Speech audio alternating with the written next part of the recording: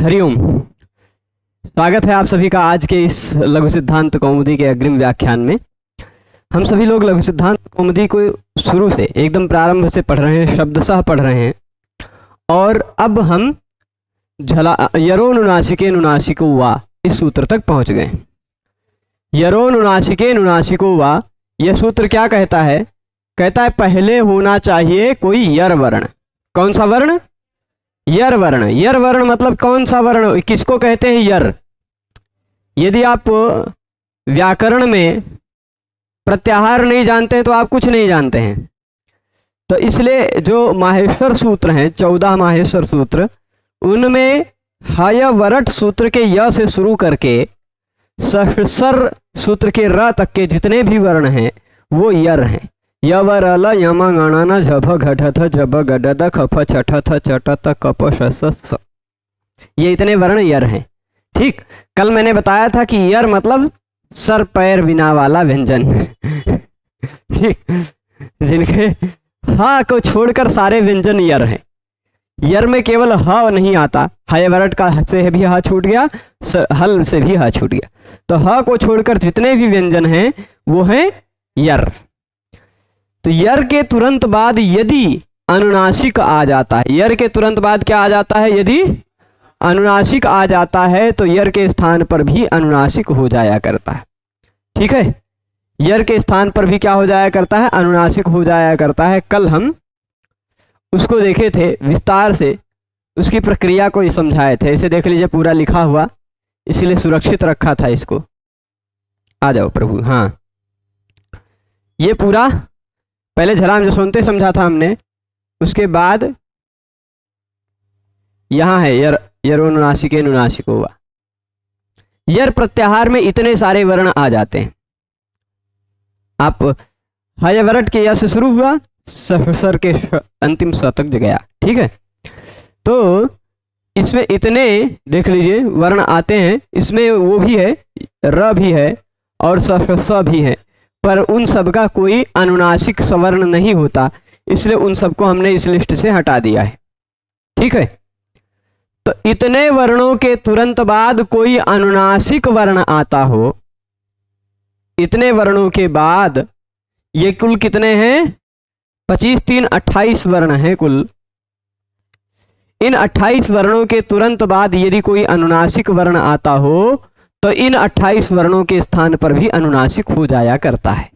ठीक, यरह अनुनासिके अनुनासिको वा, यही तात्पर्य है। यरह यानी यर के बाद अनुनासिके, अनुनासिक आ रहा हो तो यर के स्थान पर अनुनासिको वा, यर के स्थान पर अनुनासिक हो जाता है। विकल्प से होता है, दोनों तरह का रूप बनेगा। हमने कल देखा था उदाहरण, ये एतद मुरारी और एतन मुरारी। देखिए ता को द हो गया, झलाम जसवंते नियम आपने पढ़ा, उस नियम से। अब अंतिम वर्ण यदि झल था उसके स्थान पे जश हो गया, झलाम जसवंते नियम से पढ़े हैं। सीरियल से जो लोग पहले व्याख्यान से आ रहे हैं उन लोगों को समझ में आएगा। तो ता को द हो गया। अब द को हम करेंगे क्या? न। द देखिए यर में आता है कि नहीं? हा के सिवाय सभी व्यंजन यर प्रत्याहार में आते हैं। तो यर प्रत्याहार के वर्ण के तुरंत बाद यदि अनुनासिक आ रहा हो, यहां अनुनासिक है म। अनुनासिक किसे कहते हैं? तो मुख नासिका वचनोनुनासिकः, मुख और नासिका दोनों से जिसका उच्चारण किया जाए वह अनुनासिक। म बोलते हैं तो थोड़ा नाक का भी प्रयोग होता है। यम गण न, ये इतने वर्ण जो है इनका नाक का भी प्रयोग हो जाता है इनके उच्चारण में, तो ये अनुनासिक हैं। तो आप देखिए पहले यर दिख गया, उसके तुरंत बाद अनुनासिक दिख गया, यर और अनुनासिक। तो यर के स्थान पर भी अनुनासिक हो जाएगा। अब यर मतलब द के स्थान पर भी अनुनासिक हो जाएगा। अब द के स्थान पे अनुनासिक होना है। अनुनासिक कौन कौन से हैं? ये है, यहाँ है, म है, ग है, ण है, ना है, यही सब तो अनुनासिक है, मतलब व्यंजनों में वो जो यर के सवर्ण हो सकते हैं। तो देखिए ये द जो था इसका उच्चारण स्थान दंत है, इसलिए द के जगह पे यहाँ तो नहीं आ पाएगा। द के जगह पे आना है ना, यर के स्थान पर होना। यरा हमें षष्ठी विभक्ति लगी है, तो जो कार्य होगा वो यर के स्थान पर होगा। तो जो यर के स्थान पे होगा यानी द के स्थान पर होगा, यहाँ तो हो नहीं पाएगा। द के स्थान पे म हो पाएगा क्या? द का उच्चारण स्थान दंत, म का ओष्ठ, तो द के स्थान पे म भी नहीं हो पाएगा। द का उच्चारण स्थान दंत, इसका कंठ है, ये भी नहीं हो पाएगा। इसका मूर्धा है, ये भी नहीं हो पाएगा। द के स्थान पर होगा क्या? न, उसी वर्ग का है। तथा दधना उसी वर्ग का है। तो द के जगह पे जब कर देंगे न तो बन जाएगा ऐसा एतन मुरारी। पर यह जो होगा ये विकल्प से हो रहा है, विकल्प है। आप करना चाहो तो कर सकते हो, नहीं करना चाहो तो ऐसा भी बन जाएगा, एतद मुरारी। ठीक है, ये उदाहरण देखा था। अब देखिए और उदाहरण देते हैं आपको बहुत सारे। एक पेज बढ़िए। इसके बाद एक दिया था उदाहरण, तत्शब्द है, कौन सा? और उसके तुरंत बाद हम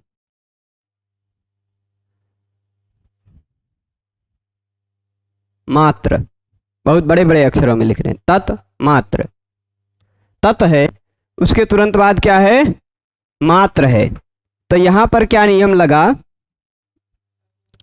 ता को द करने के लिए आपको लगता है लग जाएगा? हाँ, लगना चाहिए भाई, आपको ऐसा लगता है ना? तो पर उस नियम को एक वार्तिक रोक लेगा, प्रत्यये भाषायाम नित्यम, प्रत्यये भाषायाम नित्यम। अब ता को द करना चाहे तो द करके भी उसको ना कर देंगे, पर ता को द किए बिना भी ता को भी ना कर सकते हैं आप। ठीक है, तो ता को द करना चाहे तो झलाम जसवंते से तद मात्र कर लीजिए, और यदि नहीं करना है तो ता के जगह पर भी आप सीधे ना कर सकते हैं, क्योंकि वो भी यर है। अब हुआ क्या? यहां पर नियम लगा प्रत्यये भाषायाम नित्यम। अच्छा, दो तरह की बात है। यह जो संस्कृत व्याकरण है भगवान पाणिनि जी के द्वारा बनाया गया, यह संस्कृत व्याकरण केवल वैदिक साहित्य पर नहीं चलता या केवल लौकिक साहित्य पर नहीं चलता है ना। महाभाष्य में जो शुरुआत में कही गई अथ शब्दानुशासनम, अब हम शब्दों का अनुशासन करेंगे, तो प्रश्न उठा केशाम शब्दानाम, किन शब्दों का आप अनुशासन करेंगे? तो कहते हैं लौकिकानाम वैदिकानाम च, लौकिक और वैदिक दोनों प्रकार के शब्दों का अनुशासन करेंगे। तो पाणिनीय व्याकरण लौकिक और वैदिक दोनों प्रकार के शब्दों को बनाता है। कहीं कहीं केवल कोई नियम यदि वेद में ही लग रहा होता है, कोई कोई नियम ऐसा होता है जो केवल वेद में लगता है, तो उस नियम के लिए भगवान पाणिनि जी छंदसी कह देते हैं। छंदसी वा छंदसी विभाषा तिष्य पुनर्वस्वर नक्षत्र द्वंद्वे बहुवचन से द्विवचनम नित्यम, मतलब छंदसी कह के वहां की अनुवृत्ति आ जाती है। पूरी वैदिक प्रक्रिया छंदसी छंदसी कह के उन्होंने प्रयोग किया। पर आर्षे भी कहा है कहीं कहीं, पर कोई कोई प्रक्रिया ऐसी होती है जो वेद में नहीं होती, केवल लौकिक में होती है, तो उसको क्या कहते हैं? अनार्षे कह देते हैं, अवैदिके कह देते हैं। ठीक, अथवा भाषायाम कह देते हैं। भाषा मतलब लौकिक भाषा। ठीक, भाषा शब्द से किसका अभिप्राय किया गया? भाषा का मतलब होता है लौकिक भाषा। ठीक, अगर छंदसी कहते तो वैदिक भाषा, भाषायाम मतलब लौकिक भाषा। तो लौकिक भाषा में यदि कोई प्रत्यय तुरंत बाद में हो तो यर के स्थान पर जो अनुनासिक विकल्प से हो रहा था वह नित्य हो जाएगा। वार्तिक क्या है? वार्तिक है ऐसे, प्रत्यये भाषायाम नित्यम। भाषा में मतलब लौकिक भाषा में कोई प्रत्यय पर में हो, प्रत्यय का अनुनासिक हो, कोई प्रत्यय का अनुनासिक हो, तो उसके स्थान पर विकल्प से अनुनासिक नहीं होगा, अपितु नित्य अनुनासिक हो जाएगा। तो यहाँ तत्मात्र को तदमात्र भी आप नहीं बना पाएंगे। क्यों नहीं बना पाएंगे? क्योंकि नित्य ही प्रत्यय तुरंत पर में है ना, नित्य ही यहां पर न हो जाएगा। क्या हो जाएगा? न हो जाएगा। पर सब मतलब क्या हो जाएगा? अनुनासिक हो जाएगा। त की जगह पे अनुनासिक होगा तो क्या बनेगा? न, तन्मात्र बन जाएगा। ठीक, तन्मात्र बनता है। कोई आपत्ति? अच्छा, इसी तरह का उदाहरण और बहुत सारे बना के देते हैं आपको। ठीक, बहुत सारे उदाहरण। पर सवर्ण का, पर सवर्ण नहीं, इसको परसवर्ण नहीं कहा जाएगा। परसवर्ण भी आगे तोरली सूत्र पढ़ेंगे, वहां से शुरू होगा। पर अनुनासिक हो जाना, तुरंत पर में अनुनासिक हो तो यर को भी अनुनासिक हो जाता है। इसके बहुत सारे उदाहरण और भी बनाए जा सकते हैं।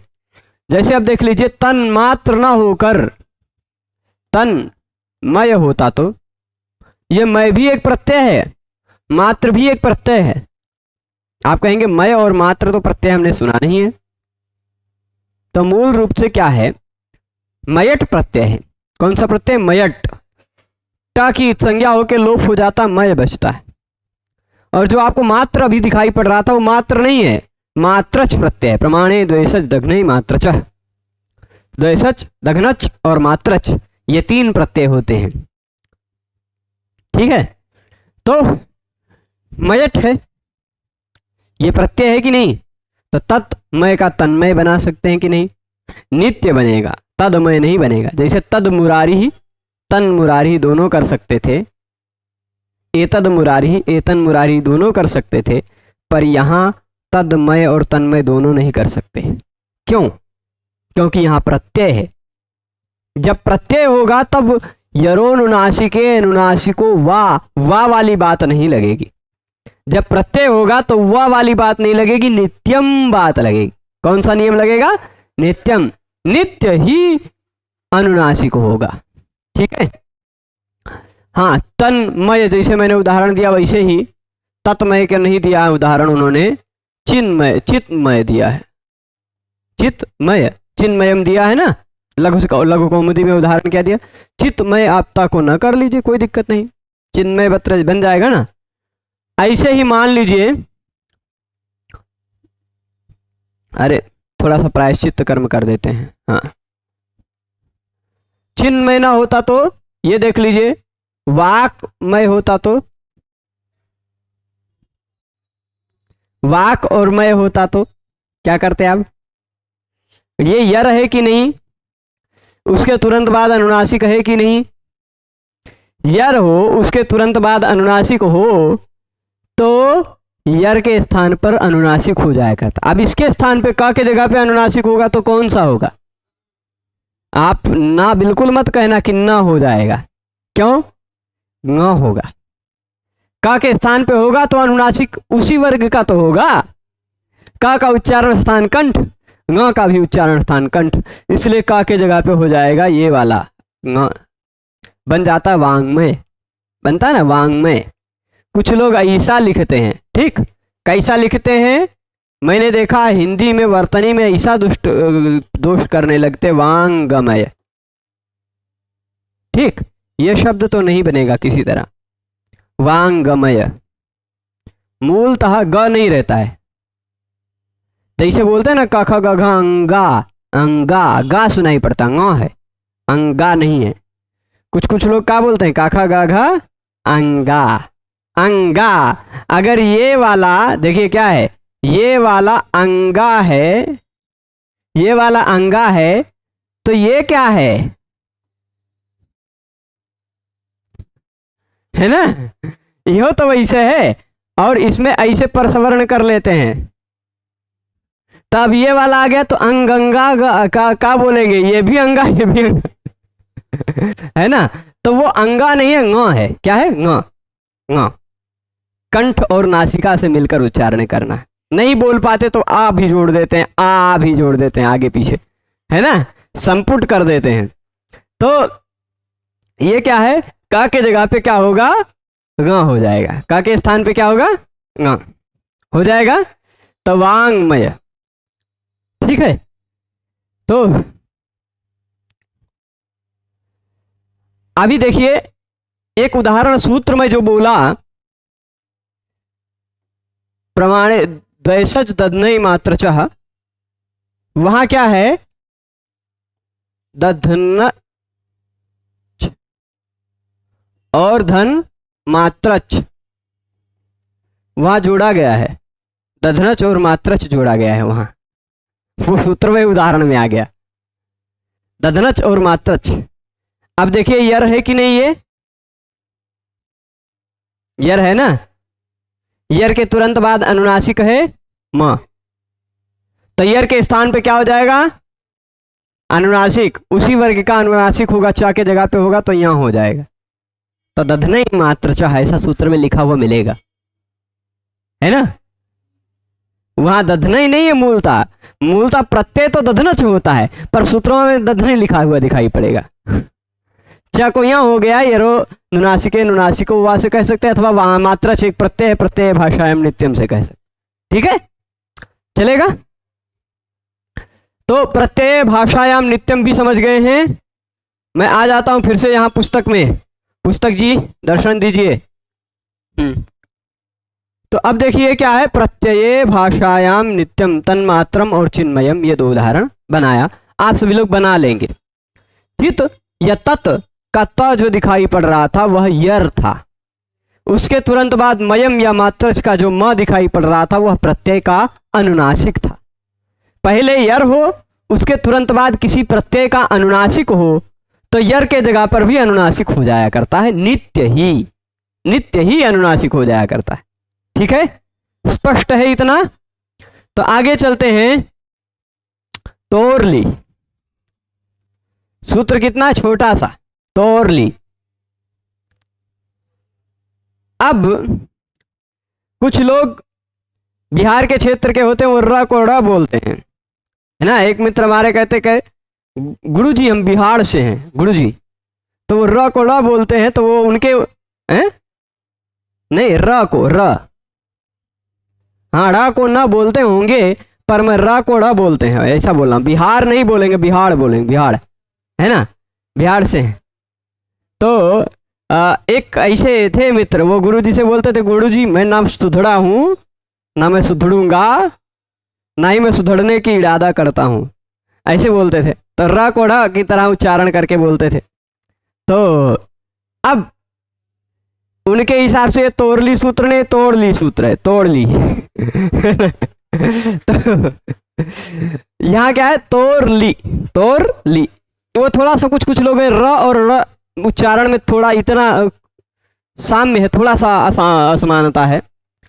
र क्या होता है, अंतस्थ है, ईशत स्पृष्ट होना चाहिए, पर उसको वो र स्पृष्ट बना देते। ईशत स्पृष्ट को थोड़ा कम टच होना चाहिए, र में थोड़ा कम टच होता है, र में थोड़ा ज्यादा हो जाता है जीभ का टच, खाली इतने अंतर है, इसलिए थोड़ा गड़बड़ हो जाता है। तो यहाँ क्या बता रहा था मैं, देखिए व्याकरण का एक उद्देश्य वाणी में आ रही हुई सुधार, जो दोष है उसको भी सुधारना, इसलिए मैंने अंगा वाली भी बात बोली, मैंने अड़ा वाली भी बात बोल दी। जो लोग बोलते हैं व्याकरण पढ़ने के बाद भी यदि आप बोले तो वो गड़बड़ है ना। तो अब देखिए तोरली जो सूत्र है ये क्या कहता है, तो इसको तोड़ेंगे, इस सूत्र को तोड़ दें, है ना, तोरली सूत्र को तोड़ देते, ये क्या हो गया, अरे प्रभु आप जाओ, ये हमको नंबर दे रहे हैं, कह रहे हैं कि कोई बात नहीं, ठीक है। तोड़ ली, इसको तोड़ के लिखते हैं सूत्र को, तो इसमें क्या क्या है, तो ली, ठीक। ये बना कैसे, बना डालें पूरा तोड़ ली, चलिए पहले बढ़िया से बना देते हैं। यहां मूलतः शब्द है तू, कौन सा, तू। तू मतलब क्या होता है, तू मतलब तथा तथा न होता है ना, तवर्ग, क्योंकि अणुदित सवर्णस्य चा प्रत्ययः, अगर कहीं भगवान पाणिनि सूत्र में त खाली कह रहे हैं तो वह त केवल त का ही ग्रहण कराएगा। अगर कहीं केवल का कह रहे हैं, केवल कहीं खा कह रहे हैं, तो वह केवल का और खा का ही ग्रहण कराएगा। पर अगर ऊ लगा के कह दे रहे हैं, कू कह दे रहे हैं, तो कू मतलब का खा गा घा पूरा हो जाएगा। चू कह दे रहे हैं तो छ छ छ पूरा हो जाएगा। टू कह दे रहे हैं तो टाठा डढ़ा पूरा हो जाएगा, है ना। ये स्पष्ट समझ रहे हैं। तो अब तू का मतलब ताथा दाधन, इसी तू को तू के स्थान पर मतलब ताथा दाधन ना के स्थान पर ऐसा कहना है, तो तू में कौन सी विभक्ति लगानी पड़ेगी? षष्ठी। षष्ठी लगेगी तभी तो स्थाने होगा ना। जैसे इक में षष्ठी लगाया इका, वैसे तू में षष्ठी लगाएंगे तो बनेगा क्या? जैसे गुरु का गुरोह, भानु का भानोह, वैसे तू का तोह बन जाता है। पर बनता कैसे है? यहां पर प्रत्यय जुड़ता है गस, ठीक। गस में से बचता है अस,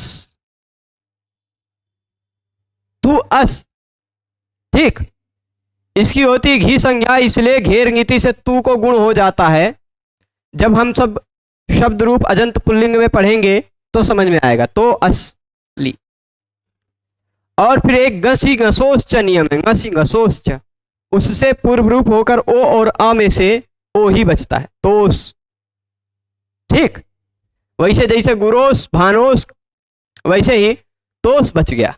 अब शब्द का अंतिम वर्ण स हो तो सो रू से उसके स्थान पर रू हो जाता है, और उसी रू में से र बचा हुआ है तोर, और उसी के तुरंत बाद है ली,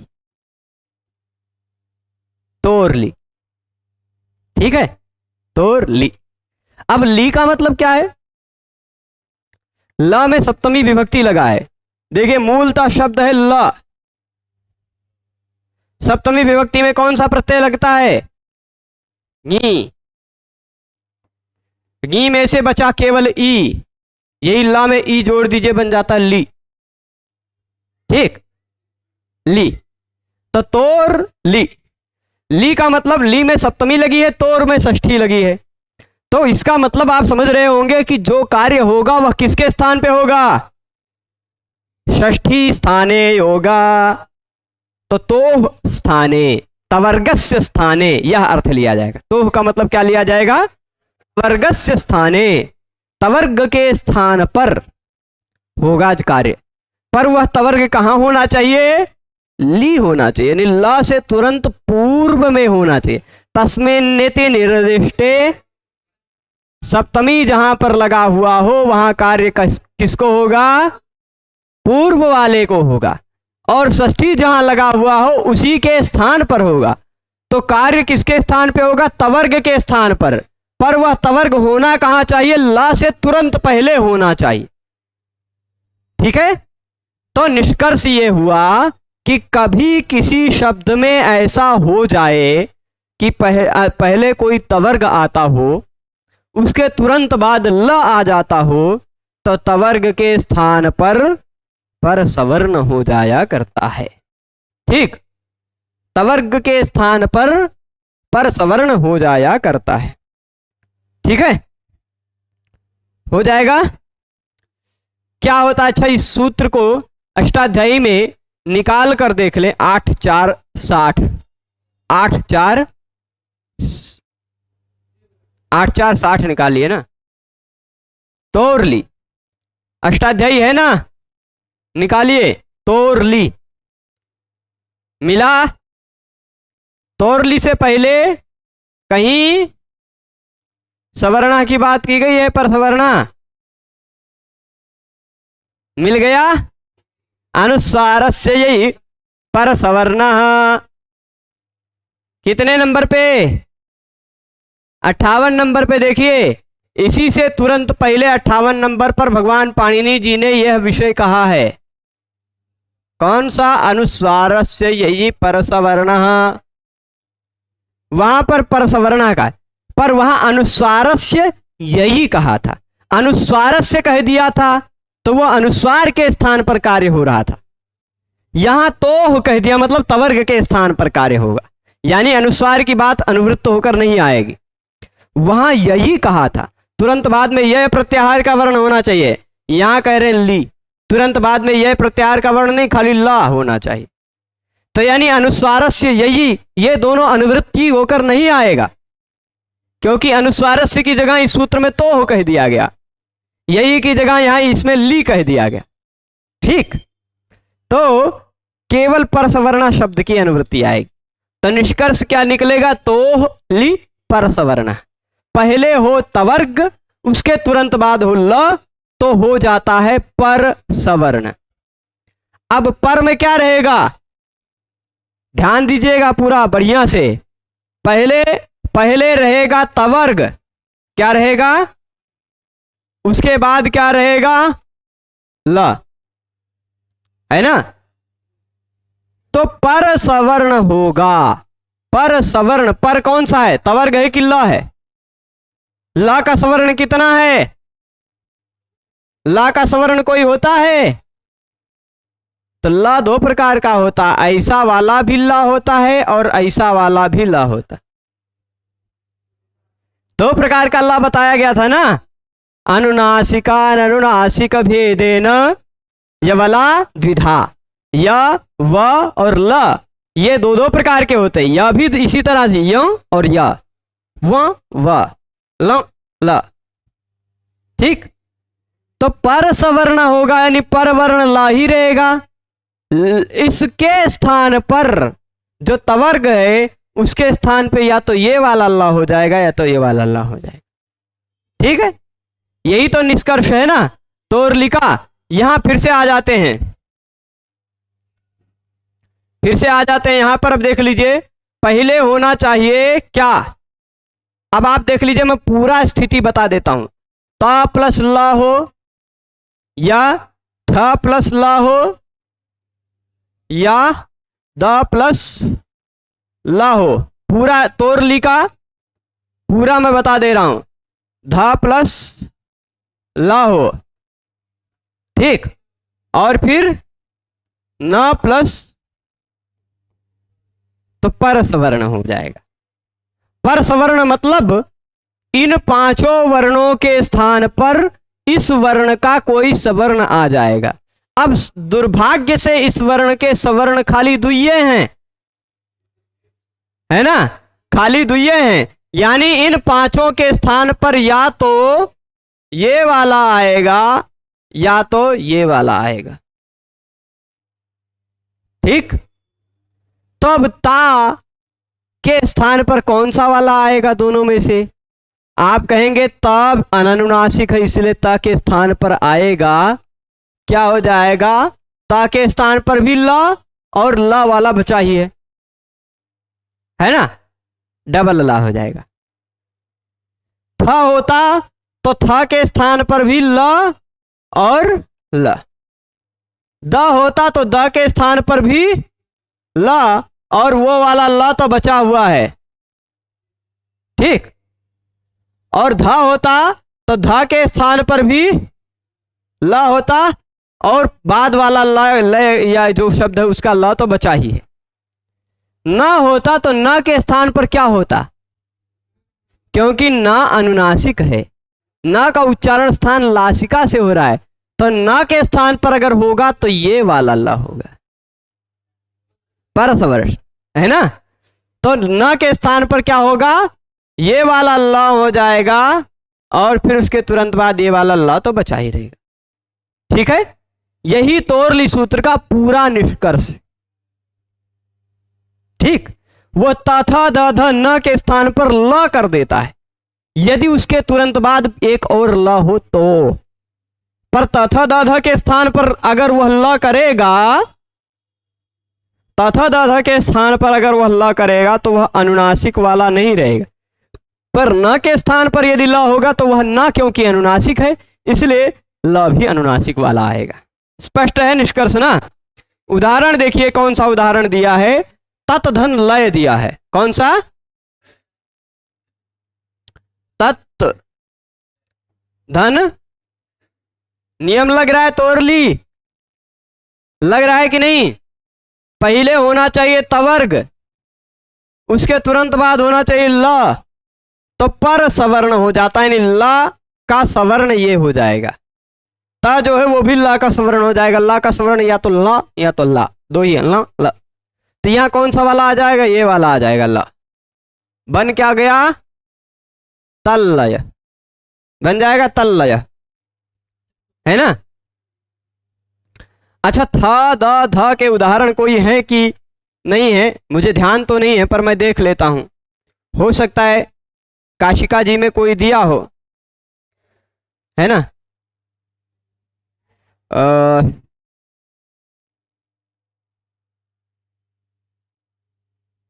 यहां देखते हैं, हो सकता है कोई ना कोई उदाहरण थ वाला दिया हो, पर थ अंत में मिलेगा नहीं, है ना।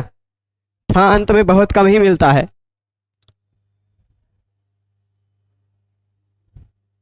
पर द का तो मिल ही जाएगा, है ना। द के स्थान पर तो मिल ही जाएगा। देखिए, किसी भी शब्द का अंतिम वर्ण या तो पहला वर्ण मिलेगा, या तो तीसरा मिलेगा, या तो पांचवा मिलेगा, है ना। दूसरा और चौथा मिलता नहीं, झलाम झुनते इत्यादि नियम लग जाता है ना। तो तीसरा वर्ण होता, यदि तद होता तो भी तल्लय, है ना। जैसे मरुत या मरुद शब्द है, ठीक, ये क्या हो रहा है, मरुत है या मरुद मान लीजिए। अब मरुद का पवन का ही लय हो गया, तो मरुल्लय, ठीक, मरुल्लय, ठीक। आगे देखिएगा, ए प्रभु मिटो, ये काहे नहीं मिट रहे हैं,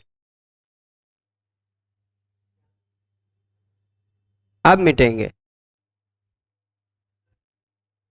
कभी कभी ऐसा हो जाता है। यहां देखिएगा, आगे ता के स्थान पर देख लिया अल्लाह हो गया, द के स्थान पर देख लिया अल्लाह हो गया, ना के स्थान पर देख लेते हैं। जैसे कोई व्यक्ति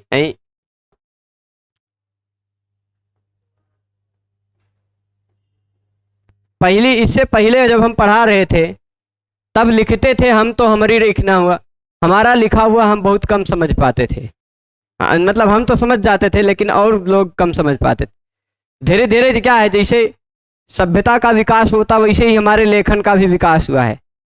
पहले 5वीं 7वीं तक पढ़ते थे तो हम क्या लिखते थे, 2-3 दिन बाद हम खुद नहीं पढ़ पाते थे, ऐसा लिखते थे। नहीं, ताज़ा ताज़ा लिखे हैं तब तो पढ़ ले जाएंगे, लेकिन 2-3 दिन बाद खुद नहीं पढ़ पाते थे, ऐसा लिखते थे।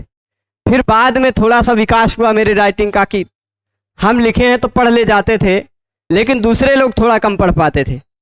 लेकिन अब थोड़ा थोड़ा ऐसा हो गया कि लगभग सब पढ़ लेते हैं, हम तो खुद पढ़ ही लेते हैं, सब लोग भी थोड़ा बहुत पढ़ लेते हैं। तो इससे पहले जब लिख रहे थे ना, तो किसी ने उदाहरण में बोला था कि भाई गुरुजी आपकी राइटिंग थोड़ी ठीक नहीं है, तो दूसरे ने बोला था विद्वान लिखती, विद्वान आदमी लिख रहे हैं तो उनकी राइटिंग पे मत जा। ठीक, तो वो आ गया, ये क्या हुआ, यहां लिख देते हैं विद्वान लिखती, ठीक, विद्वान लिखती। कौन लिख रहा है, विद्वान लिख रहा है, ठीक। अब इसके बाद यहां देखिएगा, ना कहे तवर गहे कि नहीं, तवर गहे, उसके तुरंत बाद क्या है, कुछ लोगों को ई तो नहीं दिखाई पड़ रहा है, हो सकता है कुछ लोगों को ना के तुरंत बाद ई दिखाई पड़ जाता हो। ना के तुरंत बाद ई नहीं है, ना के तुरंत बाद ला है, तब ई है, क्योंकि आप लिखती में लिखती बोलते, ला पहले बोलते हैं, ई बाद में बोलते हैं, इलखती नहीं बोलते हैं, है ना, ई पहले नहीं बोलते हैं, है ना, लिखती, ल ई ख अ ती, तो ई, ठीक। तो ल पहले, तवर्ग यहां दिखाई पड़ गया, ला यहां दिखाई पड़ गया। तवर्ग के तुरंत बाद यदि ल हो तो तोर ली, तो तवर्ग के स्थान पर क्या हो जाता है, पर सवर्ण हो जाता है, पर सवर्ण हो जाता है। इसको कौन सी संधि कहते हैं, लत्व संधि भी कहते हैं कुछ लोग पर सवर्ण संधि भी कहते हैं, ठीक है। तो अब क्या हो गया, न के स्थान पर भी इस ला का सवर्ण होगा। अब ला का सवर्ण कौन कौन सा है, एक ये है, एक ये है, कौन सा वाला होगा, ना के स्थान पर होगा तो ये वाला होगा, होगा ना। तो ना को हटा के उसके जगह पे ये वाला लिख दें। अब देखिए लिखा कैसे जाएगा। कुछ लोग तो ऐसा कर दीजिए, विद्वान हो गया, विद्वान ना ला हो गया विद्वान। अब इसी के तुरंत बाद लिखती जोड़ दीजिए भाई।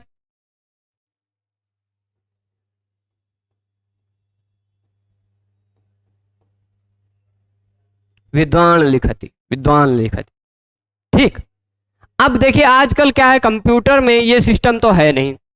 कंप्यूटर में संस्कृत व्याकरण का नियम तो पढ़ा नहीं है, तो इस कंप्यूटर में ये वाला फॉन्ट नहीं आता है। हो सकता है कुछ कुछ में आता हो। हमारे एप्पल जी के डब्बे में आता है कि नहीं आता है, हम तुरंत कंफर्म कर लेते हैं। हमारे डब्बे में आता है, ठीक, और कुछ कुछ में नहीं आता है। ठीक। अब ल हलंत है और अनुनासिक भी है, कुछ कुछ में नहीं आता है। तो वो कैसे लिखते हैं, कैसे लिखते हैं मैं बता देता हूं। गड़बड़ी क्या होती है, आप गड़बड़ी ये मत कीजिएगा। देखिएगा कुछ लोग ऐसे लिखते हैं, वी लिखे, द्वा लिखे। हो सकता है आपकी पुस्तक में अभी दिखाऊंगा कैसा लिखा है, 1 मिनट देख ही लेते हैं, देख लीजिए कैसे लिखा है।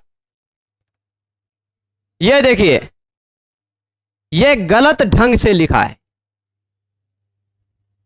ठीक है, आप कहेंगे कैसे कह रहे हैं गुरुजी गलत ढंग से लिखा है। गलत लिखा है ना, क्यों? क्योंकि देखिए विद्वान का वी तो वैसे बचा, द्वा तो वैसे बचा।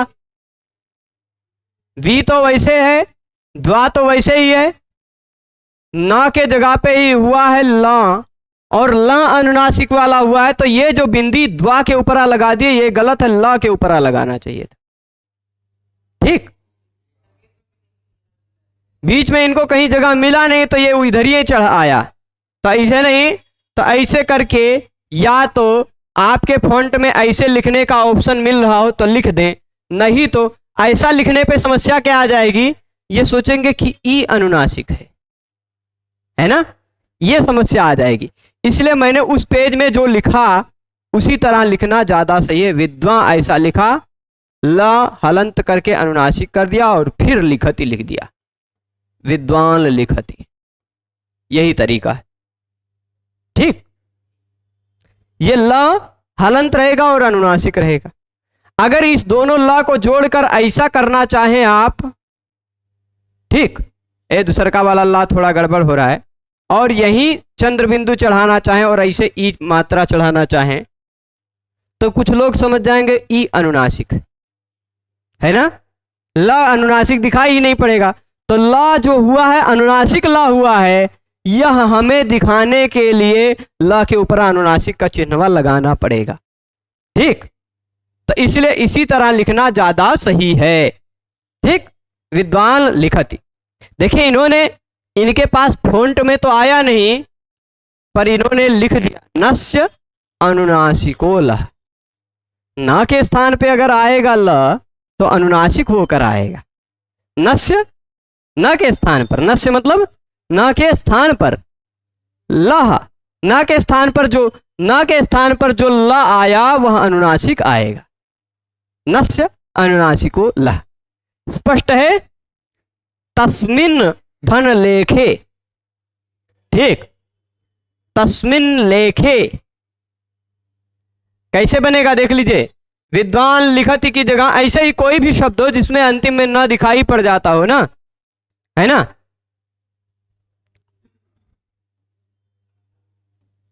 जैसे हृत धन लेख, हृत धन लेख हो या हृद धन लेख हो तो हृल लेख बन जाए।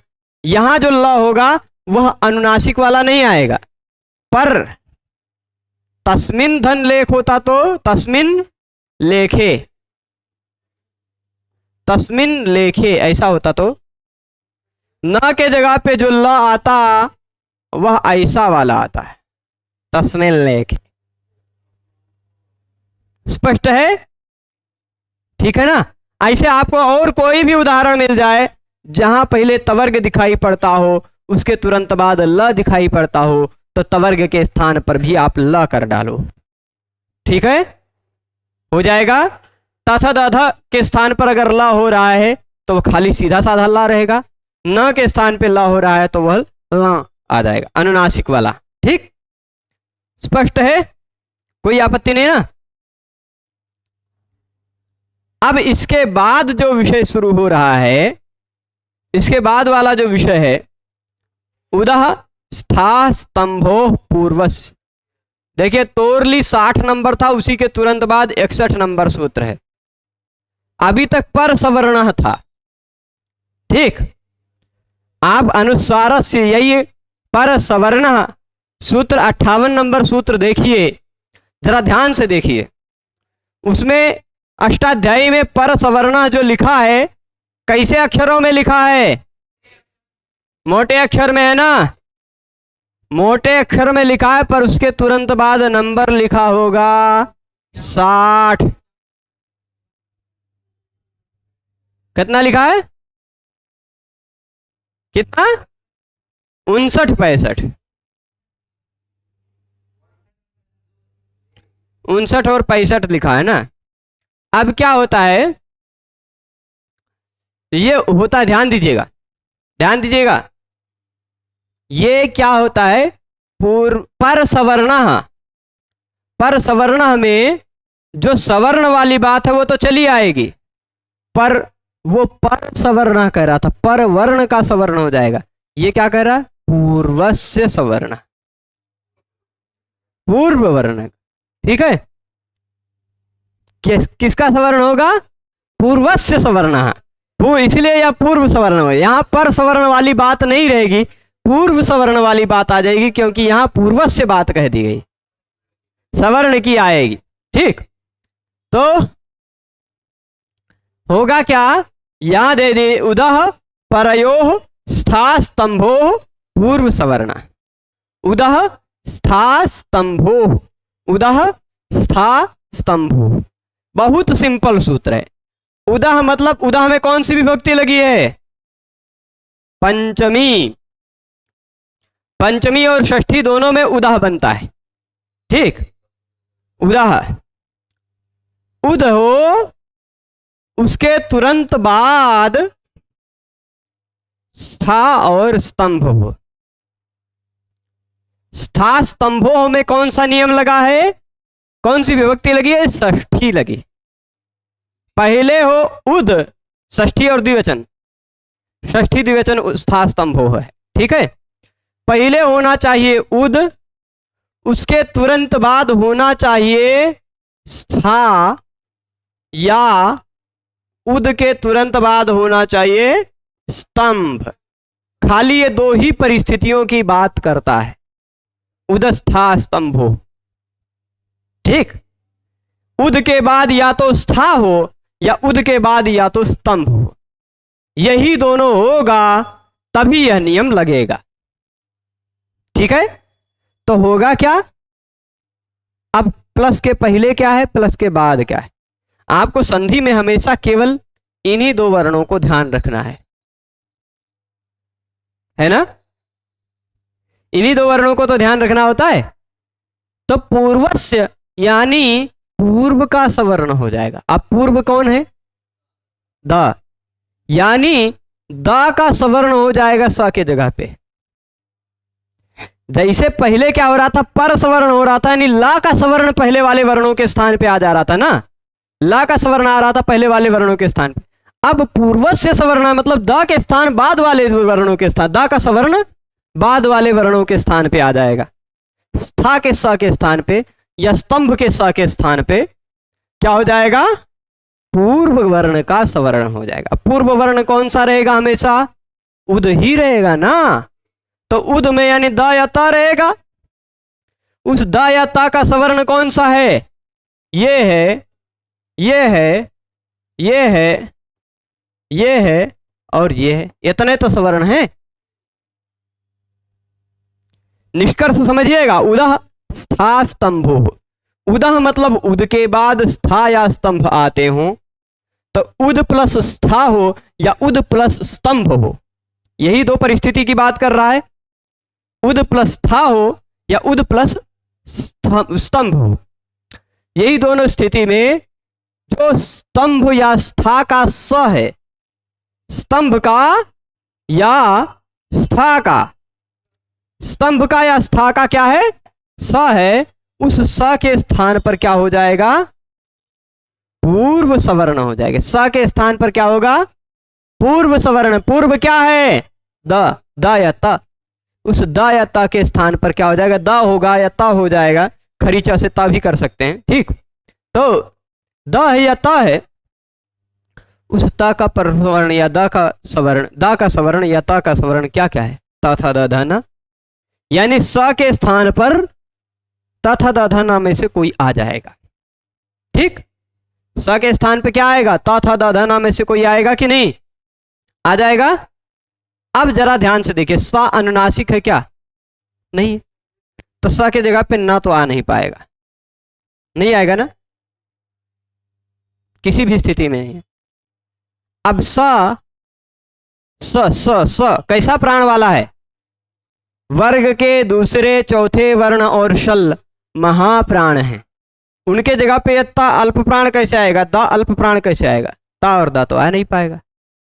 यानी अब आपको पता चला कि स के स्थान पर या तो थ हो जाएगा या तो ध हो जाएगा। अब कौन होगा, जरा थोड़ा और ध्यान से देख लीजिए, तुल्या से प्रयत्नम सवर्णम को थोड़ा और आवृत्त कीजिए, तो वहां पर आपको मिलेगा खरो विवारा श्वासा अघोषास। खर प्रत्याहार के जो वर्ण हैं वो विवार श्वास अघोष हैं, हस प्रत्याहार के जो वर्ण हैं वो संवार नाद घोष है। तो हश मतलब हय वर ल यम गण न झभ घ ढ ध, ये आ रहा है उसमें हश में, इसका क्या है, संवार नाद घोष, सम ना और घो, संवार नाद घोष धा का है। स का क्या है, जरा देख लीजिए जिसके स्थान पे होना, स तो खर प्रत्याहार में आता है, खप छठ थ चट त कप श स, खर प्रत्याहार में आने वाले वर्ण का खप विवार श्वास अघोष होता है। इस स का विवार श्वास अघोष है, थ का विवार श्वास अघोष है, तो स के स्थान पे आएगा तो क्या आएगा, थ आएगा। ये निष्कर्ष हुआ, पूरा विस्तार से निष्कर्ष समझाया हूं। अब निष्कृष्ट अर्थ यह है कि पहले होना चाहिए उद, उसके तुरंत बाद होना चाहिए स्था या स्तंभ, उद के तुरंत बाद होना चाहिए स्था या स्तंभ, तो स्था और स्तंभ के स के स्थान पर थ हो जाता। यह है पूरा निष्कर्ष। थ तंभ थ था हो जाएगा, स के जगह पे थ हो जाएगा, तो उद थ था और उद थ तंभनम, ऐसा कुछ होगा ना, यहां तक पहुंच जाएंगे।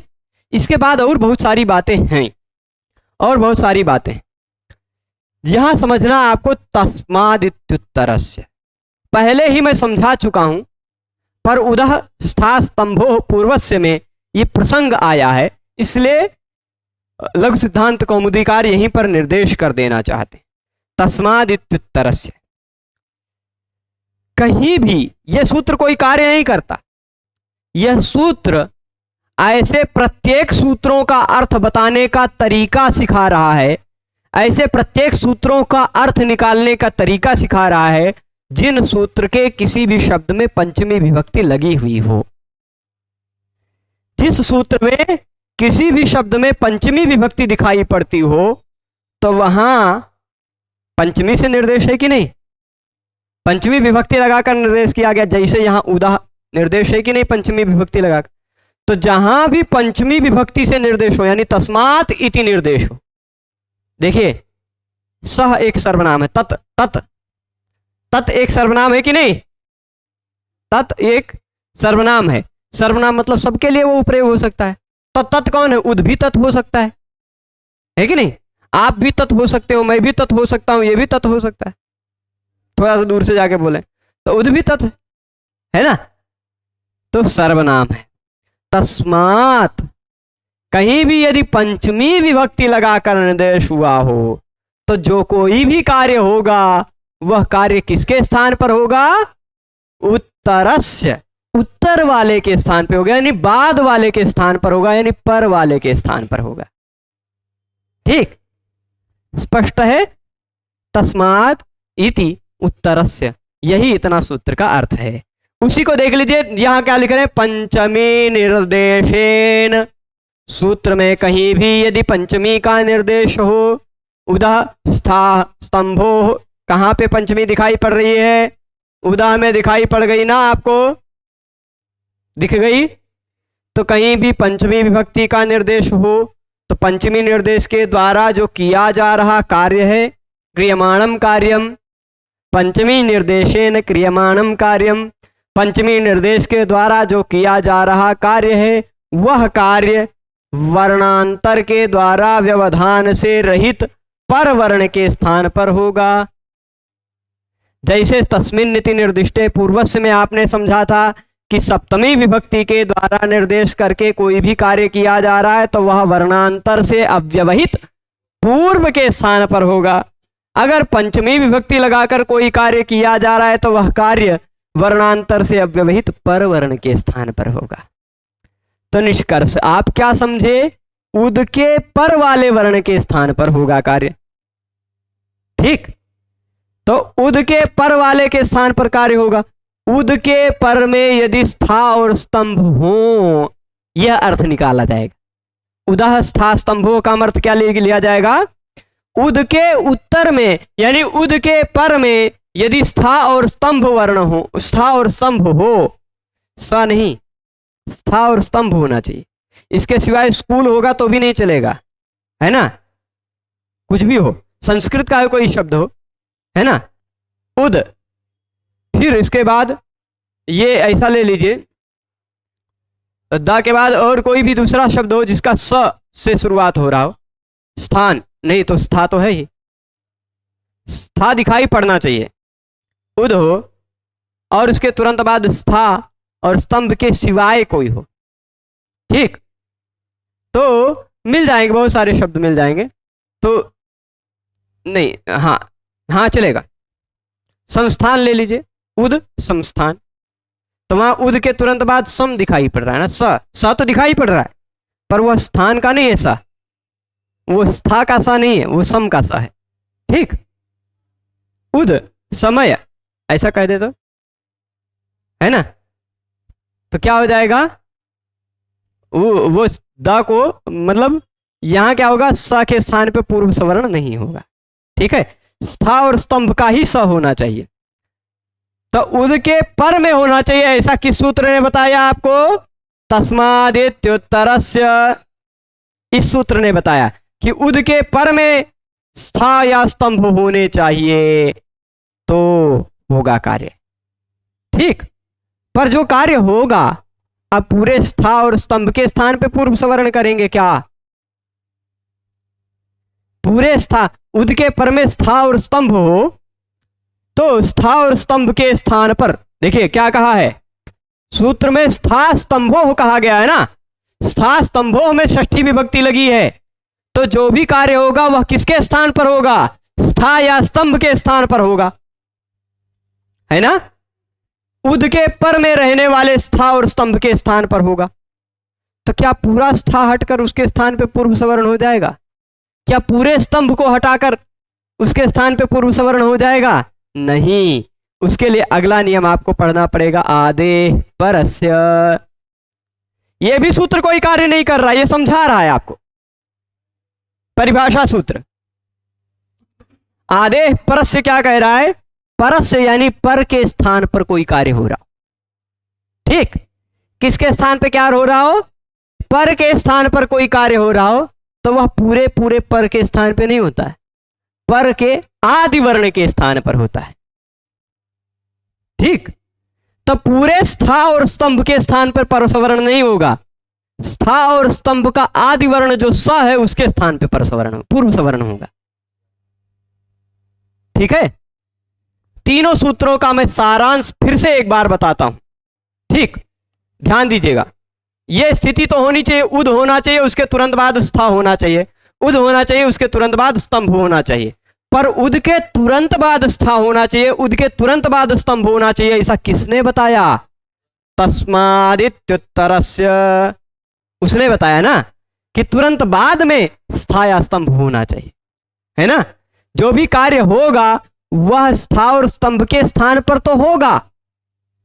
स्था स्तंभों में षष्ठी लगी है, इसलिए जो भी कार्य होगा वह कार्य किसके स्थान पर होगा? स्था और स्तंभ के स्थान पर होगा। पर वह स्था और स्तंभ होना कहां चाहिए? उदाह।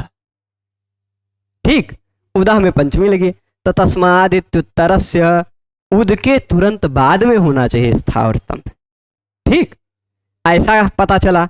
उद के तुरंत बाद में हो स्था और स्तंभ, ऐसा किस नियम से पता चला? इस सूत्र के सहयोग से पता चला, तस्मादित्युत्तरस्य के सहयोग से पता चला कि पंचमी अगर लगा हुआ हो, यहां लगा है, तो जो कोई भी पंचमी निर्देश से कार्य किया जा रहा है वह कार्य उसके तुरंत बाद वाले वर्ण के स्थान पर होगा। तो उद के बाद जो स्था स्तंभ है उसके स्थान पर पूर्व सवर्ण हो जाएगा, ऐसा पता चला आपको पूर्व से। पर पूरे स्था के स्थान पे पूर्व सवर्ण होगा, पूरे स्तंभ के स्थान पे पूर्व सवर्ण हो जाएगा क्या? नहीं। आदेश परस्य ने बताया कि परस्य यद विहितम, पर के स्थान पर जो किया जा रहा है, पर के स्थान पर जो विधान किया जा रहा है, यद विहितम मतलब जो विधान किया गया, विधान किया गया विहित है।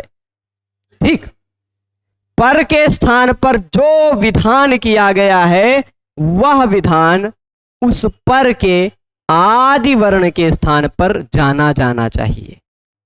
बोध्यम मतलब जानिए, आप ऐसा समझिए कि पर के स्थान पर जो कोई कार्य करने को कहा जा रहा है वह पूरे पर के स्थान पर नहीं होगा, अपितु पर में जो पहला वर्ण है उसी के स्थान पर होगा। आदेह परस्य, आदेह परस्य, स्पष्ट है। पर के स्थान पर जो कुछ भी कहा गया वह उसके आदि वर्ण के स्थान पर होगा। इति सस्य था, इसलिए निष्कर्षतः यह निकल के आया कि उद में जो उद के बाद जो स्था और स्तंभ था उस पूरे स्था और स्तंभ को पूर्व सवर्ण नहीं किया गया, केवल स को किया गया। आदेह आदि वर्ण के स्थान पर केवल स के स्थान पर किया गया, और स के स्थान पर होगा तो क्या होगा? तथा दाधा न में से केवल था ही होगा, यह मैंने बता दिया है। क्यों? क्योंकि स था विवार श्वास अघोष, उसके स्थान पर जो आएगा विवार श्वास अघोष में से केवल दो ये वर्ण है, तथा दधन में ता और था। अब स था ठहरा महाप्राण, ता ठहरा अल्प प्राण, तो ता भी नहीं हो पाएगा, स के स्थान पर होगा तो था ही होगा। इति सस्य था, स के स्थान पे था कर दिया। ठीक है, अब यहां तक आप समझ गए होंगे। दोनों स्थितियों को मैं लिख डालता हूं, दोनों स्थितियों को यहां लिखता हूं। पहले क्या होना चाहिए? उद, उसके तुरंत बाद होना चाहिए। अब वह स्था होना चाहिए, स्था का चाहे स्थान हो चाहे स्थानीय हो, है ना, चाहे स्थापयति हो, स्था दिखाई पड़ना चाहिए उसमें। ठीक है, तो उद है, स्थान है, अथवा उसके बाद उद है और स्तंभन है। स्तंभ होना चाहिए, चाहे स्तंभन होना चाहिए, चाहे स्तंभयति होना चाहिए, चाहे जैसा हो। ठीक, पर स्तंभ दिखाई पड़ना चाहिए। उद स्थान और उद स्तंभन, यहां दोनों जगह उदह स्था स्तंभो पूर्व से नियम लगना चाहिए कि नहीं लगना चाहिए? आप कहेंगे बिल्कुल लगना चाहिए, लग जाना चाहिए ना, लगा लें। तो उद स्थान उद स्तंभन। अब हुआ क्या? हुआ ऐसा कि उदह स्था स्तंभो पूर्वस्य ने कहा कि पूर्व का सवर्ण हो जाएगा। उदह स्था स्तंभो पूर्वस्य ने क्या कहा? पूर्व सवर्ण होना चाहिए, पर उद के बाद स्था और स्तंभ होने चाहिए। उदह पर के, उद के पर में होने चाहिए, ऐसा किसने कहा? तस्मादित्युत्तरस्य ने कहा। तो इसका मतलब यह हुआ स्थान के स्थान पर या स्तंभन के स्थान पर, आप स्थान के स्थान पर क्या कर दीजिए? पूर्व सवर्ण। क्या कर देंगे? और इधर स्तंभन के स्थान पर आप कर दीजिए पूर्व सवर्ण, है ना, होना चाहिए ना सामान्य नियम के आधार पर। तभी आदेह परस्य जी आए कि पर के स्थान पर जो हो रहा है वह पर के स्थान पर नहीं होगा, पूरे के पूरे स्थान के स्थान पे या पूरे स्तंभन के स्थान पे ना होकर आदेह आदि वर्ण के स्थान पर होगा। आदेह परस्य, पर के स्थान पर जो कहा गया है वह पूरे पर के स्थान पर ना होकर पर का जो आदि वर्ण है उसके स्थान पर ही होगा। तो पूरे स्थान के स्थान पर ना होकर, पूरे स्तंभन के स्थान पर ना होकर केवल स के स्थान पर होगा। क्या होगा? पूर्व सवर्ण। पूर्व सवर्ण होगा ना, तो पूर्व सवर्ण स के स्थान पर होना चाहिए ता, था, दा, धा और ना, इन्हीं में से कोई होना चाहिए ना। आप कहेंगे स जो है वह खर प्रत्याहार के अंतर्गत का वर्ण है, विवार श्वास अघोष है। स्थानेंतरतमः के आधार पर स के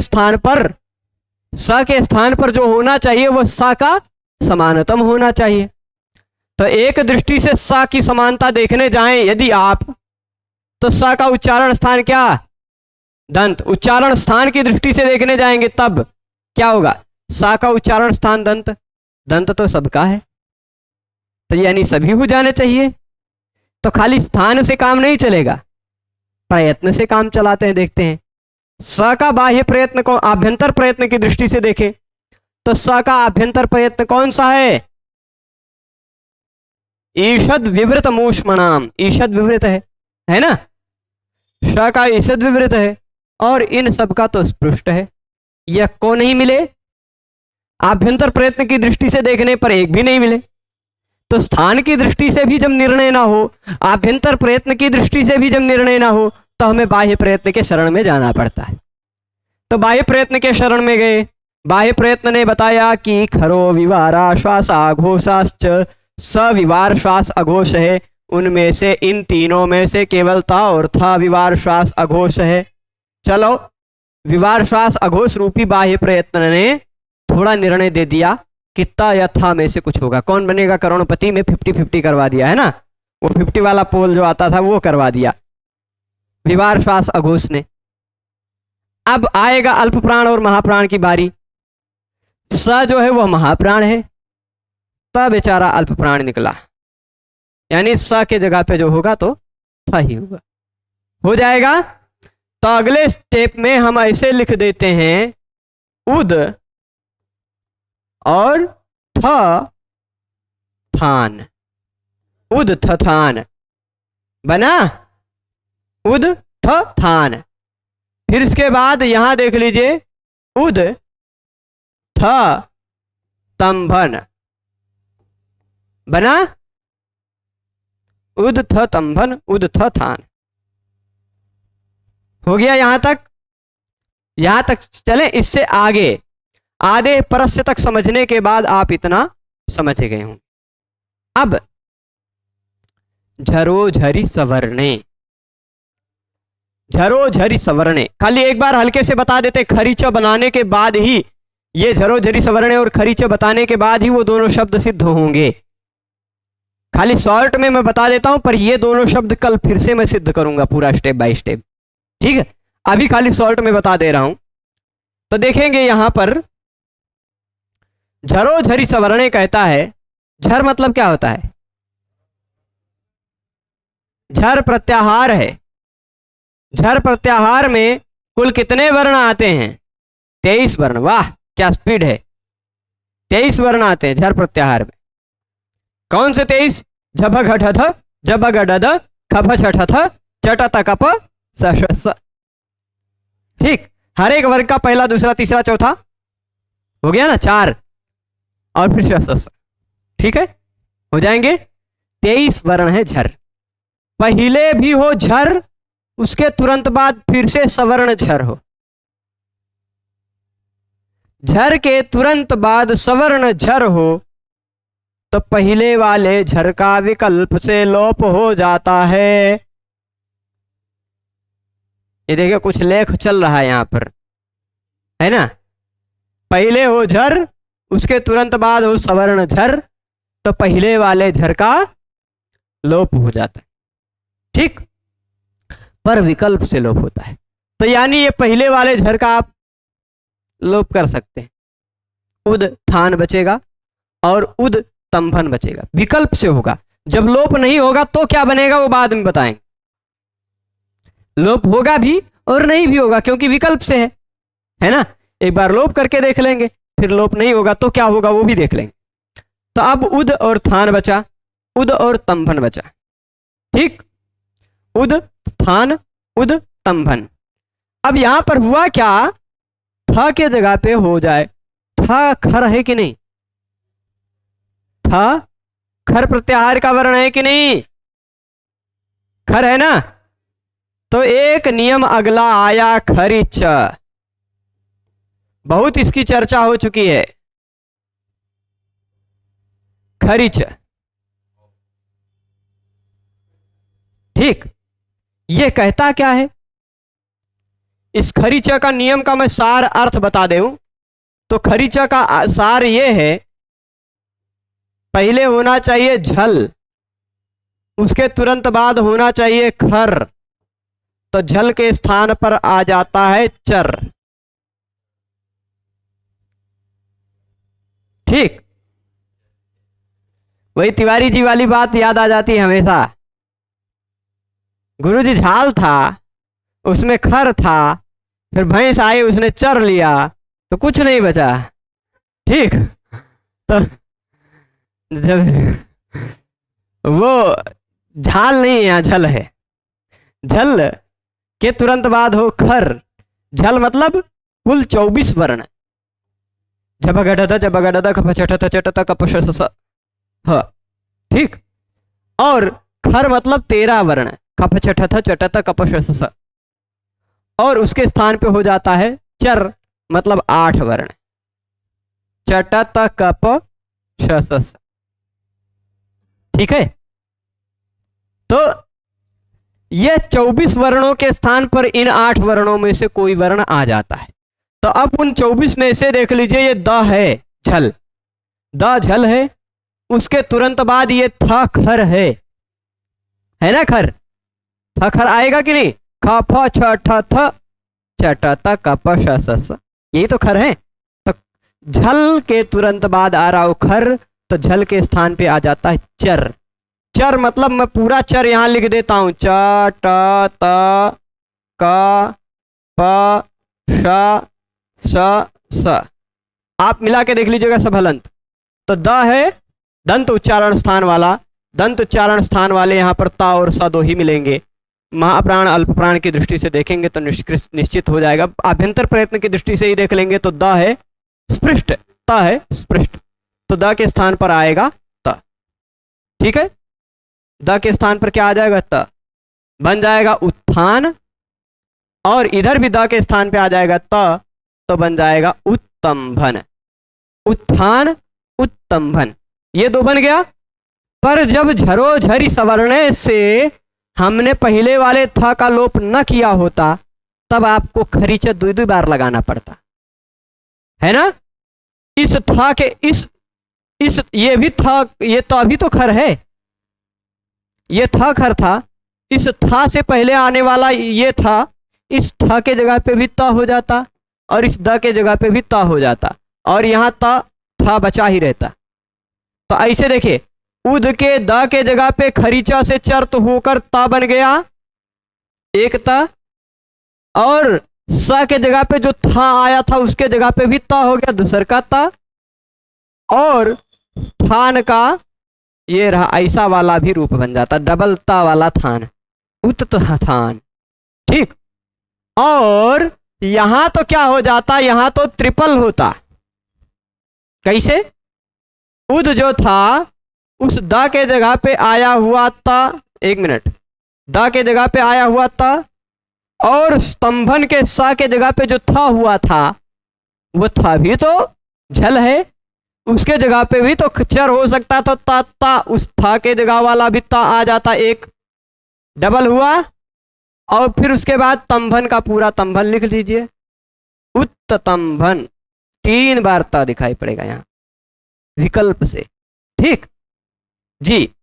तो ये दोनों रूप हमने देख लिए, यहीं पे रोकते हैं। इन दोनों को कल फिर से हम स्टेप बाय स्टेप बताएंगे संक्षिप्त, ठीक है। तो सभी लोग पूरे व्याख्यान में आज जुड़े रहे, उसके लिए सभी को बहुत बहुत धन्यवाद। हम आप सबसे कल पुनः मिलेंगे, तब तक के लिए नमो नमः।